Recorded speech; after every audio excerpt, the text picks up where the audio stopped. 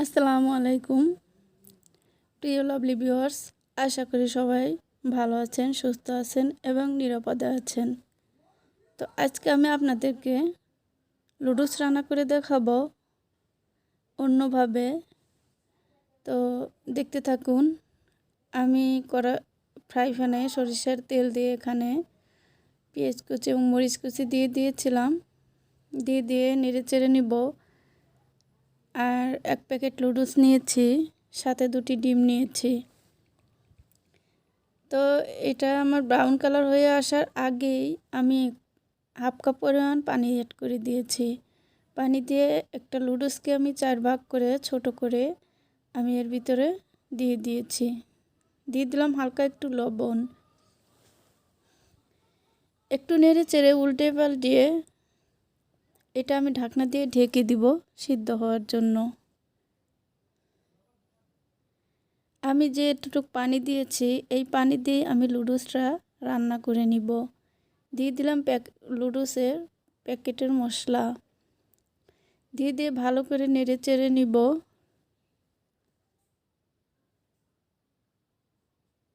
তো আপনারা যদি এভাবে নুডলস রান্না করে খান, আসলে অসাধারণ লাগে।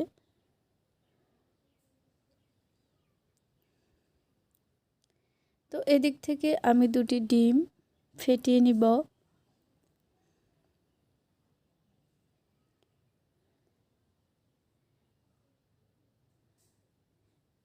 এর ভিতরে হালকা একটু লবণ দিয়ে এটা আমি হাত দিয়ে কষলিয়ে নিব। আপনারা যেভাবে পারেন এভাবে ভেঙে নেবেন। আর এর ভিতরে আর কোনো কিছু ইউজ করব না, পেঁয়াজও না মরিচও না, তাহলে ডিমটা অনেক সুন্দর হবে, ফুলে যাবে। তো এদিক থেকে আমার নুডলসটা হয়ে এসেছে, আমি এটা নামিয়ে নিব। একটা প্লেটে নামিয়ে নিয়ে আবার ফ্রাই প্যানে তেল দিয়ে তেলটা গরম হয়ে আসলে আমি এবার ডিম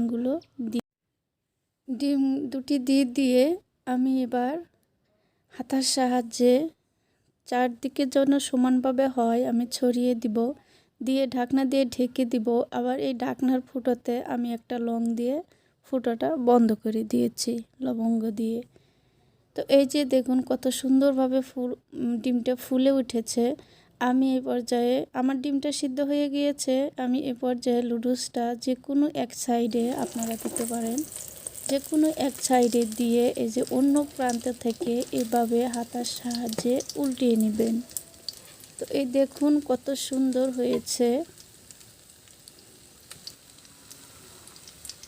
একদম কাছে থেকে দেখানোর চেষ্টা করছি। এই দেখুন কত সুন্দর হয়েছে। তো আমি কিন্তু নামিয়ে নিয়েছি। নামিয়ে নিয়ে এটাকে আমি কেটে নিব।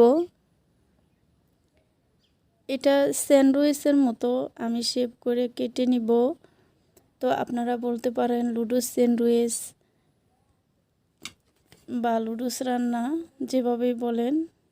তো আমার কাছে তো চাকু নেই, সেজন্য আমি কিন্তু এই যে খুন্তি দিয়ে বা হাতা দিয়ে এটা আমি সুন্দর করে কেটে নিচ্ছি। 2টো টুকরো করে নিব। এটা গরম গরম খেয়ে ফেলবো আমি এবং মা। তো এই তো দেখতে পাচ্ছেন কত সুন্দর করে কেটে নিয়েছি। এভাবে আপনারা কিন্তু অবশ্যই বাসায় ট্রাই করে দেখতে পারেন।